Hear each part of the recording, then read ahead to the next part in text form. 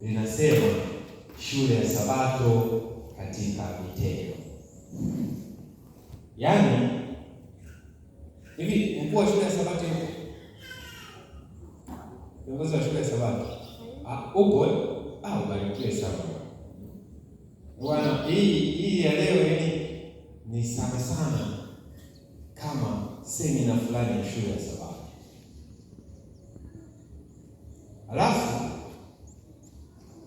inatuhusu wote.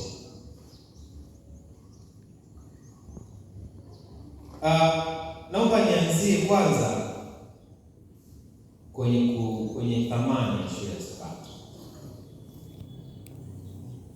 Unajua kwa nini nasema nianzie kwenye thamani ya shule ya Sabato? Unajua moja ya vitu vinavyofanya madini yawe kitu cha thamani, ile dhahabu, lulu, ile diamond, sawa, iwe kitu cha thamani, ni historia yake. Kitu chochote unapojua historia yake ikakugusa, lazima unaanza kukiishi. Yaani ushawahi kuona mtoto mdogo anasimulia historia yake? Yaani mpaka unamheshimu yeye kama mtu mzima. Huwa inatokea. Yaani kuna mtu ukimuona hivi unaweza kumuona kama kawaida, lakini ukishasikia historia yake, mtazamo wote unabadilika. Process ambazo zinapitia madini mpaka kuwa madini, process za migandamizo, process za joto, process za miaka mingi huko chini ya ardhi mpaka inakuja kutokea madini, ndio inafanya madini kuwa na thamani. Alafu nilikuja kugundua kumbe sio tu madini.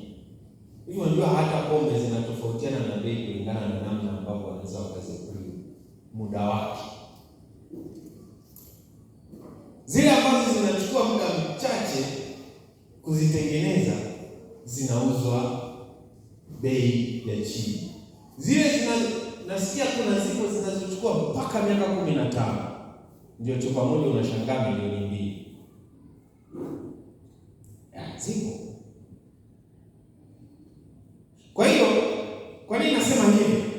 Kwa sababu kitu unapojua historia yake, thamani yake inabadilika.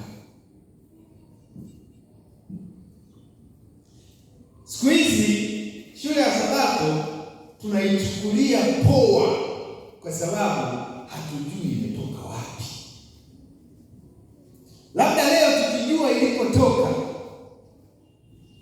tunaweza tukaanza kubadilisha mtazamo namna tunavyoiangalia.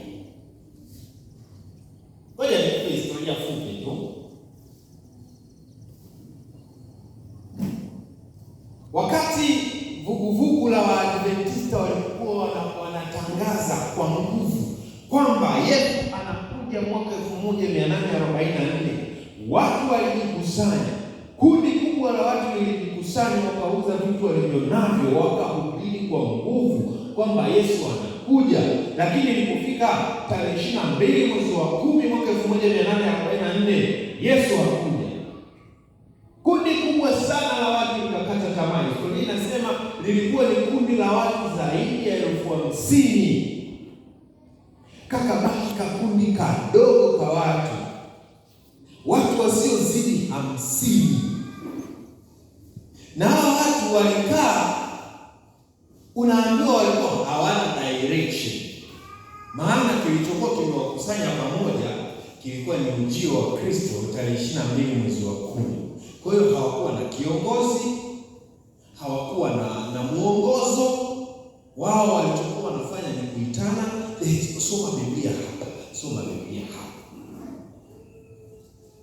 Halafu kitendo cha wao kujikusanya vile, kusoma Biblia na kukaa kumsubiri Kristo, kwao makanisani kwao walikuwa wameshafukuzwa. Wameambiwa hapa, hatutaki kuwaona. Hivi mnajua kwamba hili kanisa lilianzishwa sio kwamba mtu alidhamiria nataka nianzishe kanisa la Wasabato. Hivi unajua? Yaani ilitokea wale watu wengine walikuwa wa Presbyterian, wengine wa Methodist, wengine wa madhehebu kibao. Wakasoma Biblia huko, watu wakasikia mahubiri ya William Miller, wakaja wakasema tunataka kumsubiri. Hawakuwa na eneo, hawakuwa na kanisa, wakasema tunataka kumsubiri Yesu. Wakati wanamsubiri Yesu, kule makanisani kwao wakapigwa marufuku kukanyaga hapa kanisani. Kwa hiyo hata ilipotokea ile siku ya kukata tamaa, wengine kwa sababu mwanzoni walipigwa marufuku kanisani kwao, wakaacha na dini kabisa, wakaenda na kuwa walevi. Hawa waaminifu wachache wakakaa sasa, hawana uelekeo, ndipo wakaanza kujiorganize taratibu. Ndipo Ellen White akaanza na kupokea na njozi. Ndipo taratibu wakaanza kutengeneza na utaratibu, sawa, wanatengeneza na utaratibu wa kanisa. Ndipo wanakuja, hata hii Sabato walikuwa hawaijui, wakaja kuigundua baadaye. Na kuna watu wanasema Ellen White ndiye aliyeanzisha. Ellen White mwenyewe aliikuta, kwa sababu mwanzoni alikuwa anaikataa. Yeye na mumewe aliyejifunza wa kwanza kutajwa kwamba alikuwa anaitunza Sabato nchini Marekani ni mwanamke mmoja alikuwa anaitwa Rachel Oaks. Huyu Rachel akaenda akampa kijizuu mzee Joseph Bates. Joseph Bates alipokisoma ndio akasema hii kitu ni ajabu sana, ndio akaandika kijarida kinaitwa Ukweli wa Leo. Ndicho hicho kijarida kikampata James White na Ellen White wakati ndio wametoka kuoana. Walipokisoma ndipo nao wakakubali ukweli wa Sabato. Kwa hiyo wale wanaosemaga kanisa la Sabato limeanzishwa na mwanamke, na kaga na waangalia nasema kutokujua ni hasara. Ujinga ni mzigo. Anyway, lakini yeye ni miongoni mwa waasisi. Hivi tunaposema waasisi ni waanzilishi, unajua waasisi na waanzilishi tofauti. Julius Kambarage Nyerere ni muasisi wa taifa la Tanzania, si ndio? Kwani kabla yeye haikuwepo Tanzania au Tanganyika haikuwepo? Si ilikuwepo, si ndio? Tanganyika na maanisha si ilikuwepo? Kwa hiyo yeye ndiye, yeye anaitwa muasisi kwa sababu ndiye aliyekuja kutengeneza baadhi ya misingi ambayo mpaka leo tunafanya nini? Tunaishi nayo, si ndivyo? Ndio maana yake. Kwa hiyo bado hatusemi kwamba hana nafasi. Anyway, mambo yasije kama mengi. Historia yangu ni historia hivi. Tunaitafuta historia ya shule ya Sabato mpaka wakati inaanzishwa hiyo 1844 mwishoni, 1845, 1000 mpaka 1852.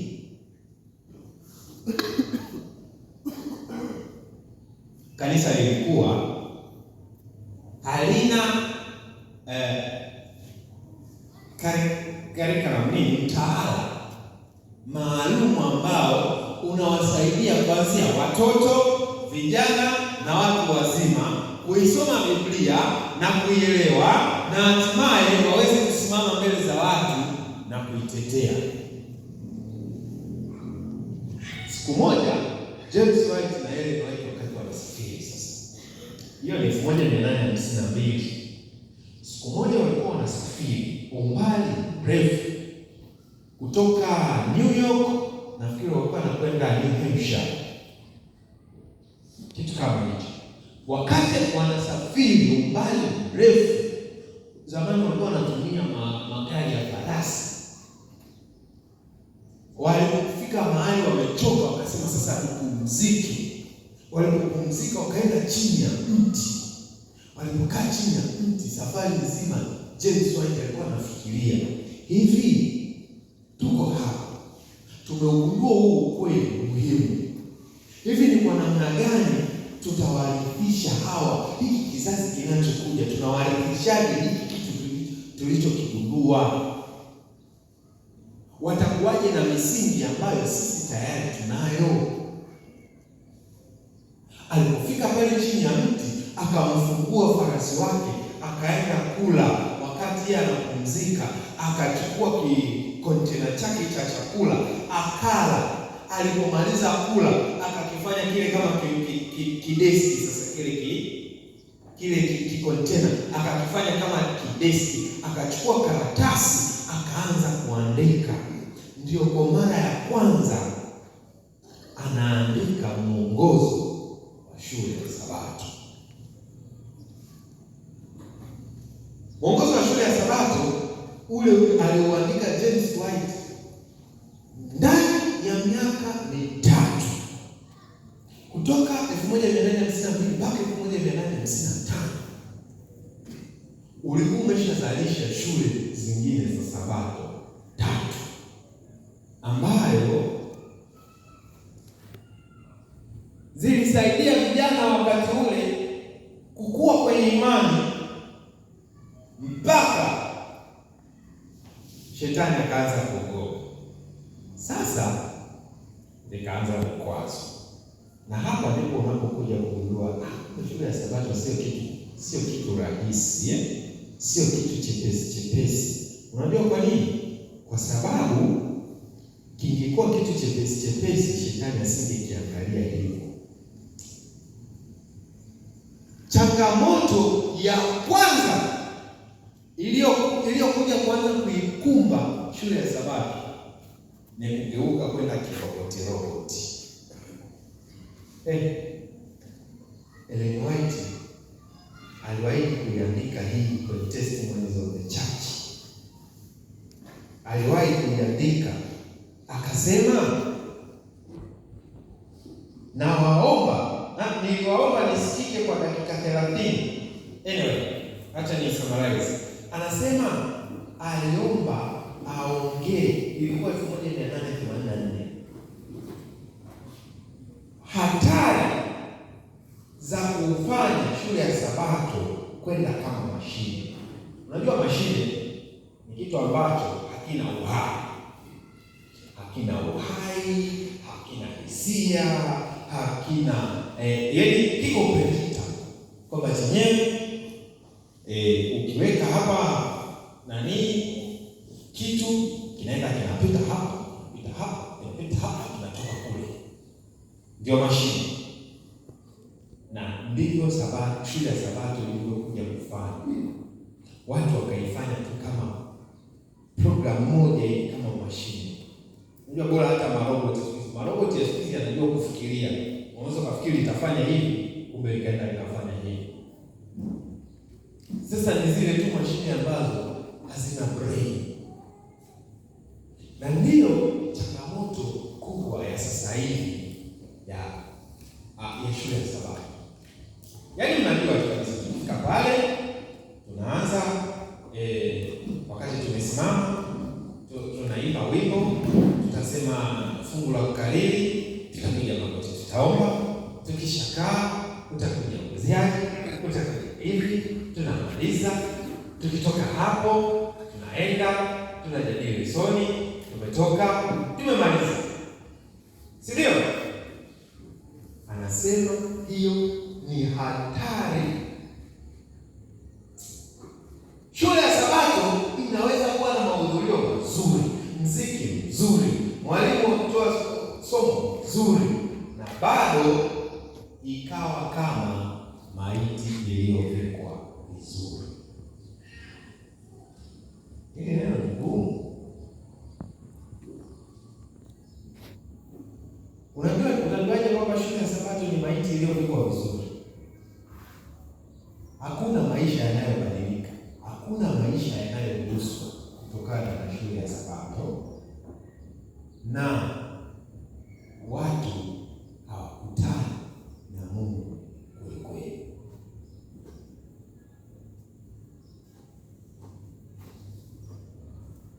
Tukienda kwenye shule ya Sabato utaona tu zile taarifa zinazosoma. Nyinyi wenyewe ni mashahidi siku hizi wa Sabato, na sio kanisa moja. Mimi sijawahi kusali hapa nikahudhuria shule ya Sabato, sawa, na nikaona zile taarifa, lakini na imani kwa shule ya Sabato zile kadi zile huwa zinajaza. Anyway, changamoto ya pili ni kupoteza utume. Yaani shule ya Sabato inapaswa kuwa ndio chemchemi ya utume, niseme hivi, chemchemi ya utume. Lakini utasikia wiki inaisha, hakuna alienda kuhubiri, hakuna alienda kufundisha, hakuna hata wito uliotolewa, yaani pale desh. Alafu mwenyekiti akishamaliza kuuliza yale maswali, akikuta wote ni desh, anafunika kadi, anasema sasa tuingie kwenye somo la leo. Wakati hii shule ya Sabato ndio imechangia kwa kiasi kikubwa, yaani niseme hivi, shule ya Sabato ndio idara ya kwanza kwenye kanisa la Waadventista wa Sabato, ndio imechangia kwa kiasi kikubwa kuibuka kwa idara nyingine nyingi kanisani. Yaani tunapoisahau ili kanisa linapopoteza mwelekeo, inakuwa ni kitu cha kawaida, sio kitu cha kulaumiana kwa sababu tumeisahau.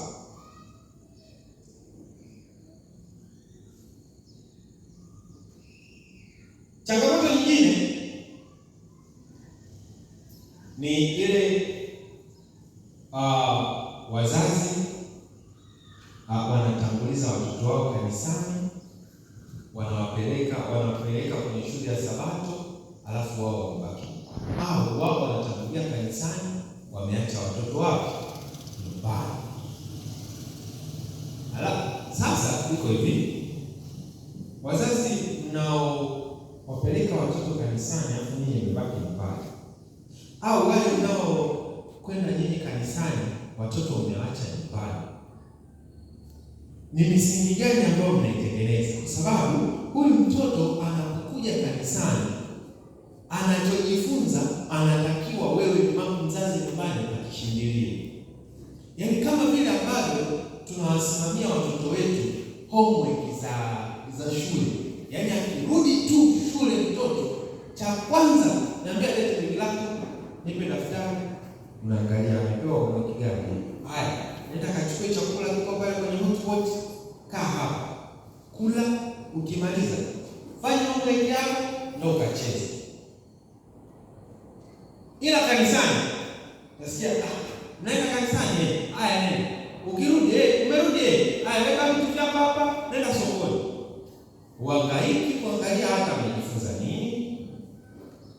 Si tu shule ya Sabato, hata vipindi vingine, hata vipindi vya vijana. Mtoto ametoka huko akijifunza kwenye PF, hujui hata amepewa kazi gani, hujui hata anapaswa kufanya nini, hujui hata nini kinafuata. Alafu baadaye anakuja kupotea kanisani, anapotelea huko kanisani, anakuja kwanza mzee wa kanisa, mambo muombe sana bwana, fanya sehemu yako mapema.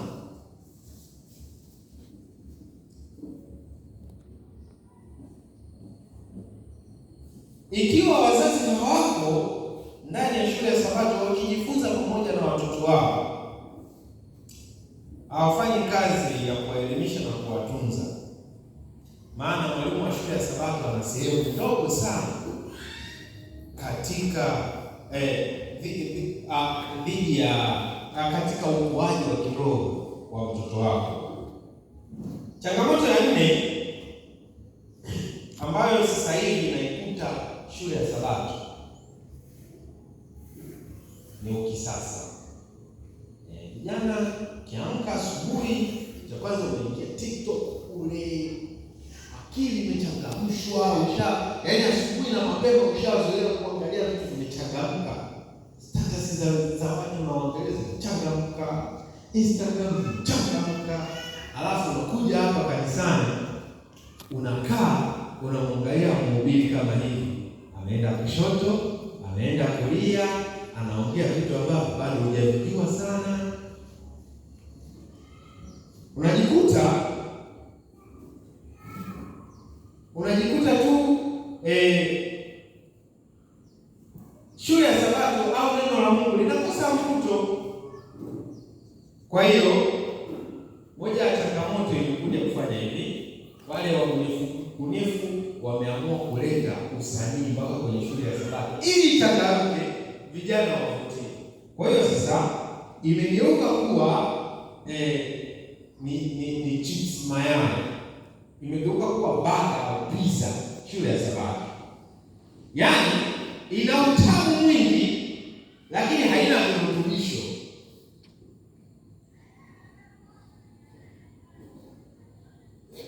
Matendo sura ya 2, nifunge nimalize hapo nifunge. Matendo sura ya 2 fungu la 41. Fungu la 42. Matendo sura ya 2 fungu la 42. Biblia inasema jinsi kanisa la awali lilivyoanza. Kanisa la awali lilianza kwa fungu la 42 linasema wakawa wakidumu katika fundisho la mitume, katika ushirika, katika kumega mkate na katika kusali. Na haya mambo ndiyo ambayo ni msingi pia wa shule ya Sabato. Unaona ile kanisa jana, nafikiri ni jana nilisema, lilianzishwa na watu wasiopungua 120. Kanisa la Kikristo duniani. Mpaka wakawa hatari kwenye dola ya Kirumi, wakawa wanauawa lakini wanaongezeka, ni kwa sababu ya hii misingi minne. Walikuwa wakidumu katika mafundisho, wakidumu katika ushirika, na wakidumu katika kumega mkate na kusali. Mambo haya 4. Shule ya Sabato imewekwa pale ili watu mjifunze. Usiishie kuwa msanii, usiishie kuwa wanaita performer kwa Kiingereza. Tuseme tu msanii hivyo kwamba unakuja unaelezea vizuri lesoni. Kuna watu ni mafundi wa kuelezea lesoni. Lakini tukitoka hapo tukutane Jumamosi, ataikuta Ijumaa jioni, anajua kabisa kesho natakiwa kuwa kwenye darasa la shule ya Sabato, ndio anaanza kuisoma na anaielewa vizuri. Jamani, hili kanisa ni la kwetu, hasa sisi vijana, na ndio maana tunaelezana haya. Hili kanisa ni kanisa la Mungu, lakini ametukabidhi sisi ili kukuza kwa kufanya kazi yake. Tusifanye vitu kwa mazoea. Na faida yao ilikuwa nini? Faida yao kubwa baada ya katika kudumu kwenye hii misingi minne, ndio kama ile ya kwanza ambayo mimi wanapenda kuisema, ni kwamba walijikuta wamekaa kwenye dini, hata kifo kilikuwa sherehe kwao. Wakati Stefano alipokuwa anachukuliwa, anatolewa nje kwenda kupigwa, kwa sababu Wakristo walikuwa wapo katika mafundisho, katika umoja, katika ushirika, na katika kusali. Kifo cha Stefano badala ya kusababisha Wakristo wasambaratike ndipo kiliwaunganisha. Matatizo yalizidi kuwaunganisha badala ya kuwasambaratisha. Na wakati Stefano anapigwa, anakufa, akati anakaribia kukata roho, nyinyi wenyewe ukisoma Biblia, nyinyi wenyewe mashahidi, anasema badala ya kulia na kujuta, ila alifungua macho akamwona Baba. Sio huyo tu, hata wale wana matengenezo katika zama za giza, kwa umoja ambao waliamua kuweka ushirika na kusali, hii misingi minne, sisi leo kama tutarudia kwenye hii, matatizo yatakuwa ni sehemu ya kumtukuza Mungu kuliko sehemu ya kumwachia Mungu. Haitakuwa sehemu ya kumwacha Mungu na kwenda kutafuta solution zetu. Somo la leo ilikuwa linaenda direct kuhusu shule ya Sabato. Bwana atubariki. Turudi kwenye misingi ya shule ya Sabato. Nimalize na kisa kimoja, alafu tuingie kwenye maombi. Dada mmoja aliyekuwa anaitwa Kristen, alipokuwa na miaka 10 aliwahi kupelekwa kanisani. Kati ya miaka 10 na 11 aliwahi kupelekwa kanisani kwenye shule ya Sabato. Hichi kisa kimenifanya nitambue kwamba mbegu tunazopanda kwa hawa watoto hazifi hata wanapokuja kuwa watu wazima. Kristen alipoenda kanisani katika hiyo miaka 10 na 11 akaacha kwenda kanisani. Unajua kuna wale watoto tunakuwa nao, tunakaa nao kwa muda mfupi, tunakuja nao kanisani, baadaye wanaondoka. Wakati ameenda kanisani kwenye shule ya Sabato, alikuwepo mwalimu wake mmoja aliyekuwa anaitwa Rose. Alikuwa akifundisha vizuri shule ya Sabato, na Kristen hakuweza kumsahau. Kristen hakuweza kumsahau Rose, hata wakati ameacha kanisa, ameenda kuishi huko mpaka akawa mtu mzima, akawa na watoto 2. Wakati fulani maisha yakamwendea vibaya. Maisha yamekwenda vibaya kabisa. Siku moja akili ikamjia, uliwahi kwenda kanisani, kwenye kanisa la Sabato, kwa nini usijaribu kwenda tena na sasa hivi? Alipokwenda kanisani, alikuta cha ajabu, ilikuwa imepita miaka 20. Miaka 20 ni wakati huo sasa, Kristen ana miaka karibu 31 hivi hapo. Anafika kanisani, bado anakuta Rose anafundisha shule ya Sabato ya watoto.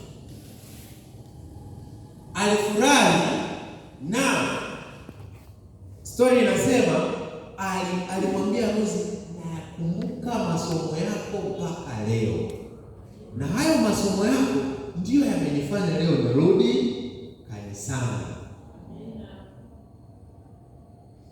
Jamani, usichoke. Yaani wewe mtoto unayemuona kama unafundisha ni kama vile unamwaga maji juu ya jiwe. Kuna vitu vinaingia, hawezi kusahau. Endelea kumfundisha. Unapohisi kama unapomwambia awai kanisani kama vile unatwanga maji kwenye kinu, hapana, kuna kitu unapandikiza kitakuja kumsaidia. Endelea, usiache. Basi kwa kusema hayo, niombe Bwana atubariki sote kwa jina la Yesu Kristo. Amina.